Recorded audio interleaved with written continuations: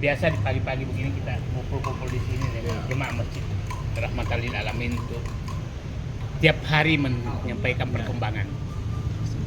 Nah, ini yang menarik kan adalah pemberian abolisi kepada Tom Lembong dan amnesti kepada Hasto dan 1.000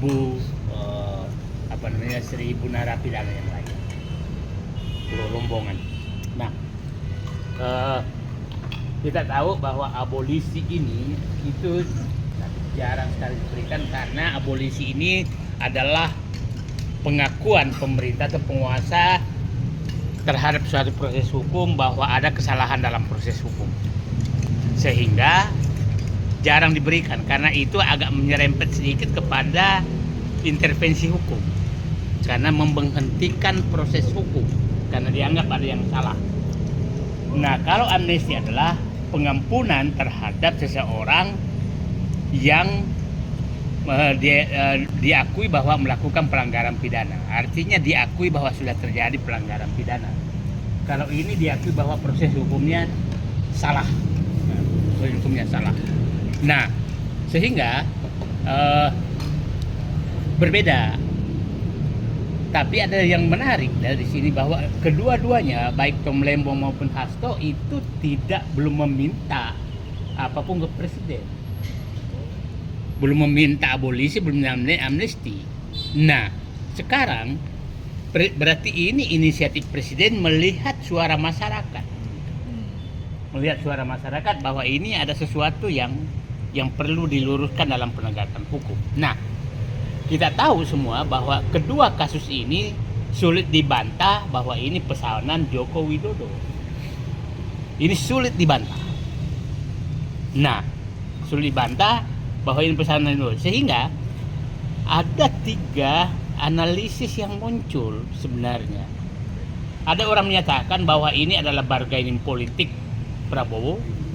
Ada yang berpendapat bahwa ini adalah Prabowo ingin meluruskan pembelokan hukum yang selama ini dilakukan oleh Joko Widodo untuk kekuasaannya, untuk memenjarakan orang-orang yang dia tidak suka dan memperalat orang yang punya kasus hukum, untuk memberikan dukungan kepada dia sehingga dijadikan pejabat-pejabat kota partai dan lain. Nah, ini kan pembelokan. Nah, apakah ini yang sedang terjadi? Nah, ini pesanan Joko Widodo. Nah, artinya bahwa ada yang menyatakan bahwa ini pesanan politik, bargaining politik karena bersamaan dengan pernyataan Ibu Megawati dari Bali yang menyatakan kadernya supaya kompak mendukung pemerintah. Setelah itu kan muncul amnesti, sehingga ada menyatakan bahwa sebenarnya amnesti ini adalah hasil dari bargaining politik Megawati dengan Prabowo. Dan Tom Lembong tuh hanya ikut-ikutan supaya kelihatan imbang, itu kan analisis orang. Nah, terus tapi saya katakan begini, lepas dari analisis siapapun, bargaining politik terserah. Yang penting bahwa kalau itu tujuannya untuk meluruskan penegakan hukum selama ini yang disalahgunakan oleh Joko Widodo, yang saya ulangi tadi bahwa Joko Widodo selama ini menggunakan hukum untuk satu, memenjarakan orang yang dia tidak suka, yang kedua menjadikan orang yang punya kasus hukum sebagai budak kekuasaan sehingga bisa disetir oleh Joko Widodo.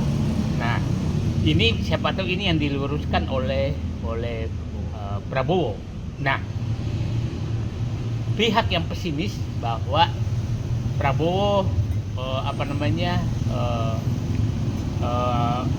memanfaatkan momentum ini itu ya. Kalau untuk kebaikan bagi saya bagus saja, mau dengan kompromi yang nanti apapun untuk kebaikan nggak apa-apa.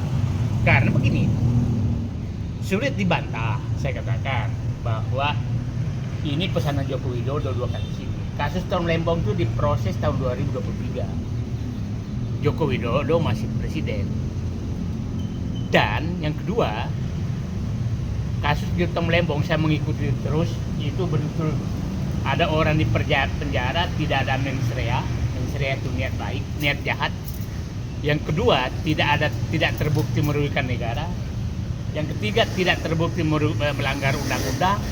Yang keempat adalah tidak ada aliran dana korupsi apapun pada kepada Tom Lembong. Tapi kan dihukum dan yang ini 6 menteri perdagangan yang lain mengimpor gula yang jauh lebih banyak dari Tom Lembong, tapi tidak diproses seperti itu. Nah, itu yang kedua. Nah, Hasto itu saya duga bahwa pasti itu pesanan Joko Widodo. Kenapa? Kasus Hasto ini kan terkait dengan larinya Harun Masiku yang menyogok KPU. Harun Masiku menghilang, KPU sudah dipenjara, itu terjadi 5 tahun lalu. Nah, dan disebutkan, Hasto sudah disebutkan di proses persidangan, tapi kan tidak diproses selama ini karena Hasto masih mendukung Joko Widodo.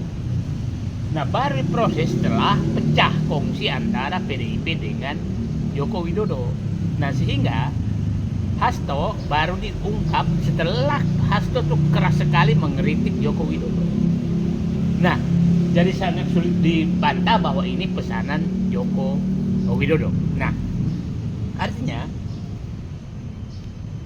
saya berharap betul bahwa Presiden Prabowo menggunakan kasus ini dan menggunakan ini sebagai pelurusan terhadap pembelokan hukum, penyalahgunaan hukum oleh Joko Widodo selama ini. Nah, berapa yang kita ke depan kita harap sebenarnya adalah kita lihat beberapa tokoh yang dikriminalisasi oleh Joko Widodo selama ini dengan menggunakan hukum dan dipelihara oleh Joko Widodo padahal melanggar hukum.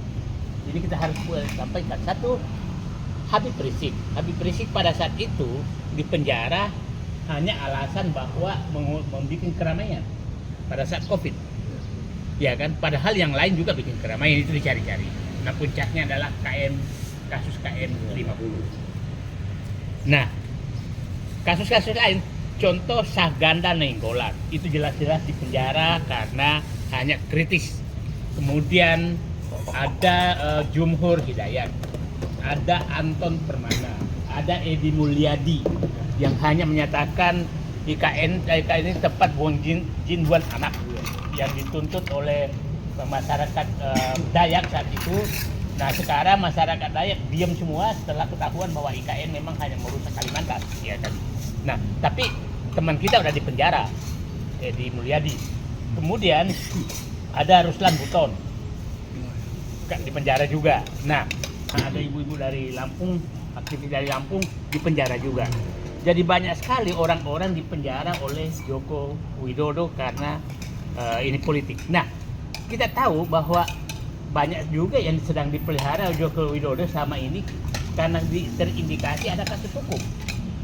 Ya, yang dipelihara cukup lama dia Reshalid, dipelihara cukup lama sehingga korupsi besar-besaran hampir 300 triliun. Kemudian ya Menteri Pemuda Olahraga lah yang terkait ini BTS, dan untuk kembalikan uang 28 miliar ke Kejaksaan Agung. Ya, Kejaksaan Agung menyatakan kita nggak tahu dari mana uangnya, gitu kan, aneh ya, itu. Nah, kita tahu beberapa menteri yang terindikasi korupsi tapi dipelihara oleh Joko Widodo sebagai orang yang sudah diciduk hidungnya disuruh apapun melakukan itu. Nah, disandra oleh Joko Widodo. Nah, saya berharap kalau Pak Presiden Prabowo ingin menunjukkan bahwa ini memang untuk meluruskan pembelokan hukum yang dilakukan oleh Joko Widodo selama ini, maka sebaik semungkin kita harap Pak Presiden memberikan rehabilitasi kepada para aktivis yang sudah dikriminalisasi oleh rezim Joko Widodo. Nah, rehabilitasi adalah pemberian perbaikan nama kembali kepada orang yang, karena mereka sudah di penjara, nggak mungkin lagi amnesti, karena amnesti itu kan adalah pembebasan dari penjara. Abolisi nggak mungkin. Rehabilitasi adalah pemulihan nama baik kepada Syahganda Nainggolan, Jumhur Hidayat, kemudian Anton Permana, Edi Mulyadi, Ruslan Buton, Bu Mary. Nah, Dan saya pikir bahwa aktivis lainnya, kalau Pak Prabowo melakukan ini, maka kita punya harapan bahwa kegelapan penegakan hukum menjadi kembali terang. Itu sebenarnya yang nah, tentang Habib Rizik, saya pikir Pak Prabowo juga harus memikirkan untuk melakukan rehabilitasi kalau memang terbukti bahwa itu adalah rekayasa hukum. Saya pribadi menyatakan itu rekayasa hukum terhadap Habib Rizik. Dan kalau tambah baik lagi, kalau kasus KM50 itu dibuka kembali untuk diungkap kembali siapa yang di belakangnya. Nah, oke. Tapi bagi kita semua, saya pikir pemberian abolisi kepada Tom Lembong dan rehabilitasi amnesti kepada Hasto itu memberikan harapan baru kepada bangsa ini bahwa ada penegakan hukum yang murni mungkin terjadi, dan memberikan sinyal kepada penegak hukum, polisi, terutama polisi, jaksa dan hakim agar tidak lagi diperalat oleh Joko Widodo. Karena Presiden Prabowo sepertinya tidak suka lagi, tidak suka penegakan hukum dikendalikan oleh, dilanjutkan cara-cara Joko Widodo, apalagi Joko Widodo sudah mantan presiden tapi masih sangat berkuasa. Nah, kepada polisi juga berhati-hatilah menangani kasus ijazah palsu, karena kalau Anda belok dan ketahuan Anda belok, maka sepertinya Presiden Prabowo tidak suka lagi pembelokan penegakan hukum. Jadi polisi yang menangani sekarang, saya berharap ya murni saja, karena kalau terjadi pembelokan maka tidak menutup kemungkinan, dan harus Presiden Prabowo melakukan hal yang sama apabila terjadi kriminalisasi kepada teman-teman, dan mungkin bisa lebih keras karena sudah diingatkan kriminalisasi terhadap Tom Lembong dan penghentian politisasi hukum terhadap Hasto, itu Presiden Prabowo tidak suka.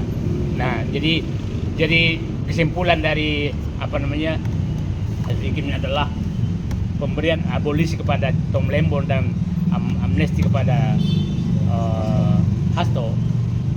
Ada 3 analisis. Satu, ada yang menyatakan bahwa ini bargaining politik, itu yang sangat pesimis. Ada yang menyatakan bahwa ini adalah murni untuk meluruskan penegakan hukum yang selama ini dibelokkan oleh Joko Widodo. Ada yang pendapat kombinasi keduanya. Saya di posisi bahwa kombinasi keduanya, karena ini tidak mungkin presiden itu ngambil keputusan tanpa pertimbangan politik. Tapi pertimbangan politik untuk kebaikan penegakan hukum bagi saya oke-oke aja. Jadi jangan dianggap salah bahwa Presiden Prabowo ingin mencari nama baik kepada rakyat dengan pemberian ini, nggak apa-apa. Nama baik untuk perbaikan, oke aja. Sama halnya kalau Pak Prabowo melanjutkan bahwa mencari nama baik dengan menangkap, menjadikan tersangka Muhammad Arif Salih, apa yang salah? Jadi kepada pihak-pihak yang pesimis, saya bukan ini. Saya selama untuk perbaikan saya puji analisis saya bahwa Prabowo ingin menunjukkan bahwa hei Jokowi, hentikan campur tangan kamu pada hukum karena saya tidak suka. Sehingga dia ambil 2 kasus yang dia tunjukkan bahwa dia potong kasus itu karena kasus itu jelas-jelas campur tangan Joko Widodo. Nah, jadi saya pikir itu yang kita bisa ambil dari analisis yang terjadi, dan saya masih punya keyakinan bahwa opini saya itu bahwa kombinasi terjadi karena Tom Lembong belum mengajukan permohonan apapun kepada Presiden. Hasto belum juga mengajukan apapun, tapi Presiden Prabowo sudah mengambil inisiatif untuk melakukan terobosan hukum. Itu saya pikir analisisnya. Terima kasih. Assalamualaikum warahmatullahi wabarakatuh. Waalaikumsalam warahmatullahi wabarakatuh. Itu diangkat, dan tidak ada, kita sebutlah Luhut bin Sarpanjaitan. Di dalam pengumuman sebelumnya tidak ada nama beliau. Tahu-tahu pas pelantikan dilantik dengan jabatan Ketua Dewan Ekonomi Nasional. Ya kan? Nah, artinya betul-betul semua orang dekat Joko Widodo harus diangkat. Nah, keputusan memberikan abolisi dan amnesti menunggu hampir 10 bulan. Yang Habibie menyelesaikannya kurang dari 24 jam. Jadi beda sekali. Nah, saya sih berharap ya mungkin pasti dari mereka menyatakan ini strategi. Nah, itulah pasti teman-teman lihat di sini kalau saya kan kemarin kayak hopeless lagi saya. Setelah memang nggak bisa diharap lagi. Tapi kan teman-teman semua di sini kan ingat bahwa ini skenario Allah terus berjalan dan kadang-kadang kita hopeless Pak Prabowo muncul lagi semangat, ada harapan gitu. Tapi nggak usah lah lagi setiap ada harapan Bapak bunuh lagi harapan itu dengan ketemu Joko Widodo, minta nasihat Joko Widodo, itu hilang lagi harapan. Jadi akhirnya kembali lagi ke titik nol. Jadi tadi kan minus setelah ke Solo menghadap, terus naik lagi setelah naik sedikit menjadikan tersangka Res Halid. Nah sekarang naik lagi setelah abolisi dan amnesti, maka kembali lagi ke titik nol antara harapan dan kecemasan. Nah udahlah, jangan lagi ketemu Joko Widodo, jangan lagi meminta dan gak usah takut berbeda dengan Joko Widodo, sehingga itu rakyat berharap positif kepada Prabowo. Itu sikap dia aja sih, jadi nah yang perlu saya ini kan bahwa ya saya ketemu beberapa orang tokoh-tokoh, dia bilang yang dia takutkan adalah Prabowo kepribadiannya berubah. Tapi kalau dia kembali ke aslinya maka semua menyatakan Prabowo adalah harapan. Itu sedikit. Oke. Satu lagi saya aja deh. Jangan-jangan Prabowo ini udah tahu nih pikiran kita itu, pikiran para pejuang. Jadi pada saat para pejuang ini pada titik nol, dia kasih hadiah nih, supaya senang. Kemudian membantu pemerintah, senang dengan Prabowo. Terus diam-diam dia deket lagi sama Joko Widodo. Nah, setelah marah-marah dikasih hadiah lagi apa gitu. Jangan-jangan Prabowo udah punya strategi kayak gitu, Bang. Saya kan sudah katakan tadi, strategi itu jangan dipakai. Saya kalau nyatakan Pak Prabowo jangan pakai strategi itu lagi. Karena itu akan memberikan Bapak tetap di titik nol, gitu loh. Saya kan udah jelaskan tadi. Sebelum dia tanya, saya menyatakan Pak Prabowo kita udah tahu, siapa tahu Bapak begitu, jangan lakukan itu. Harapan dan kecemasan. Antara harapan dan kecemasan. Itu. Udah. Saya kan udah maaf. Ini normal saya 4 SKS. Satu lagi Bang, satu aja. Bapak ini. Enggak, satu lagi. Hormatin saya Bang, saya mau nanya Bang. Apa yang bisa dihormati ini? Iya.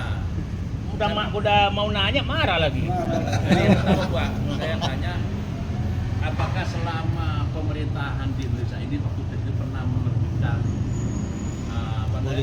abolisi. Nah, itu yang pertama.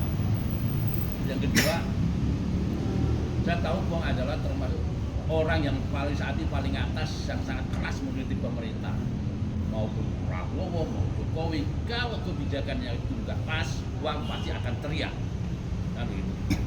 Nah, melihat kondisi politik seperti ini, kira-kira teman-teman aktivis itu atau gambaran uang ke depan seperti apa di Pak Prabowo ini? Yang satu lagi amnesti tadi. Makasih Bang. Saya abolisi jarang, saya nggak lupa berapa, jarang sekali karena memang itu titik abu-abu itu. Jadi kalau pemerintahan tidak kuat pakai abolisi itu bahaya karena dianggap mencampuri hukum. Karena itu menghentikan proses hukum. Kalau amnesti itu biasa, banyak. Yang dengan hasto kan 1.100 orang yang diberikan amnesti itu biasa terjadi.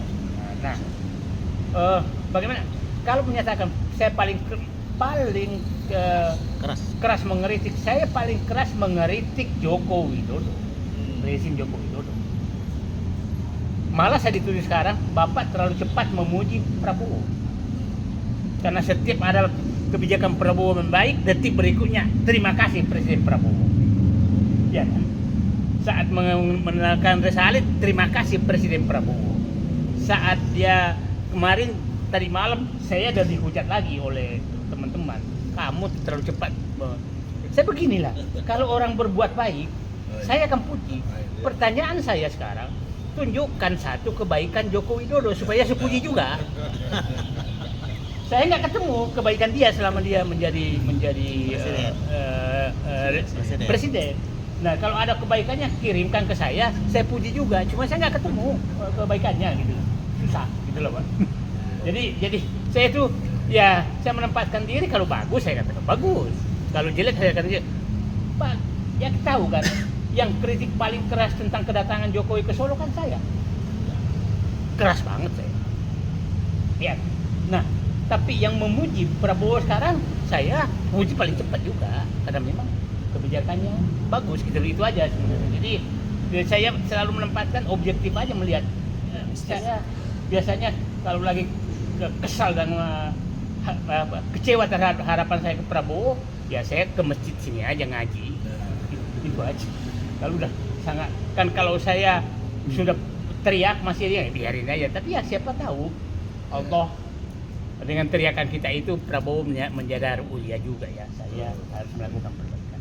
Dan saya yakin pemberian amnesti, pemberian abolisi amnesti ini tidak terlepas dari suara kita semua kepada Prabowo, sehingga tanpa usulan pun ke dia sudah mengambil keputusan yang memang menurut saya sangat baik. Itu saya pikir, jadi ya udahlah, kita berharap lagi Prabowo naik. Main yoyo dengan gaya poco-poco.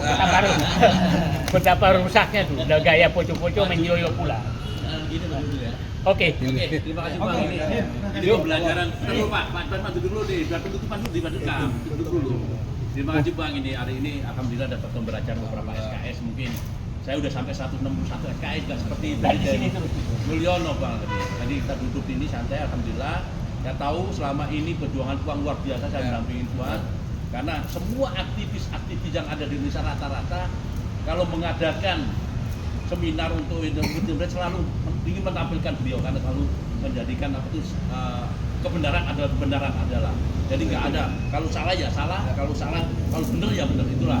Sehingga alhamdulillah terima kasih Tuan selama ini dihormati oleh teman-teman aktivis semua. Jadi kalau nggak ada beliau kayaknya acara kurang rame. Terima kasih Pak pembelajarannya. Oke, terima kasih. Oke, untuk ada pamali, kalau ada pamali nggak jadi. Kasus pemberian amnesti abolisi kepada Tom Lembong dan amnesti kepada Hasto ini juga harus menjadi pertimbangan hakim yang sedang mengadili kasus Charlie Chandra tentang kriminalisasi yang dilakukan oleh Aguan terhadap rakyat Banten dengan memakai kasus hukum untuk memenjarakan orang-orang yang tidak mau menjual tanahnya kepada PIK 2. Nah, saya berharap hakim yang memeriksa ini betul-betul objektif melihat dan menghentikan arogansi kriminalisasi oligarki PIK 2 terhadap rakyat Banten yang menggusur tanahnya. Nah, karena kalau ini dilakukan dan saya yakin Pak Prabowo sudah memberikan sinyal bahwa siapapun memainkan hukum untuk kepentingan pihak tertentu, itu pasti dia akan luruskan. Kasus abolisi terhadap Tom Lembong sangat jelas, itu pun dan jelas-jelas dua kasus ini adalah kasus yang langsung pesanan Joko Widodo, dia luruskan.